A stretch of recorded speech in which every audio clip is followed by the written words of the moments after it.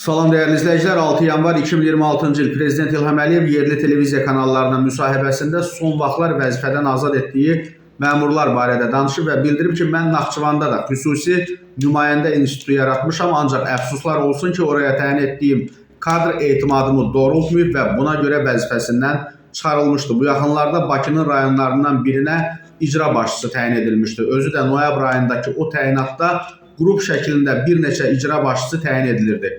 İnsanlara diqqət, iş adamlarına dəyməmək, rüşvətxorluğa, korrupsiyaya qarşı mübarizə, sosial ədalət barədə mənim verdiyim tapşırıqlar, sözlər mətbuatda gedib. Amma təyin etdiyim adamlardan birini mən bir aydan sonra vəzifəsindən çıxartmışam. Yəni bu məni çox məyus edir. Çünki bilirsiniz, mən artıq 22 ildir ki, bu vəzifədəyəm və bu illər ərzində bir çox kadrları vəzifəyə təyin etmişəm, etimad göstərmişəm. Hər dəfə yeni təyin edilən icra başçısı ilə mənim ya görüşlərim, ya telefonla söhbətim olur. Onların bəziləri televiziyaya, mətbuata verilir, bəziləri verilmir və tövsiyələrim də təxminən çox da dəyişmir. Məyus edən də odur ki, əfsuslar olsun, gənc kadrlar arasında da pozuntulara yol verənlər var. Yəni burada gənc nəsil, yaşlı nəsil söhbəti getmir.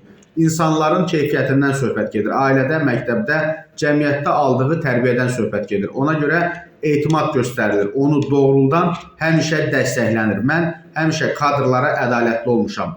Amma etimadı doğrultmayan, əyri yola gedənlər əlbəttə ki, ya cinayət məsuliyyətinə cəlb edilir, belə hallar kifayət qədər çoxdur, ya da ki, inzibati qaydada cəzalandırılır. Nə deyə bilərəm? Mən davam edəcəyəm, bu proses hamar deyil. Struktur islahatlarının aparılması təbii ki, vacibdir. Amma saf, təmiz kadrların yetişdirilməsi ondan daha vacib məsələdir və mənim təcrübəm onu göstərir ki, bu daha vacib məsələdir. Nəinki struktur dəyişiklikləri deyə dövlət başçısı qeyd edib. Xatırladaq ki, Elxan İbrahimov Nəsimi rayon icra hakimiyyətinin başçısı təyin edildikdən 48 gün sonra dekabrın 29-da işdən çıxarılmışdı.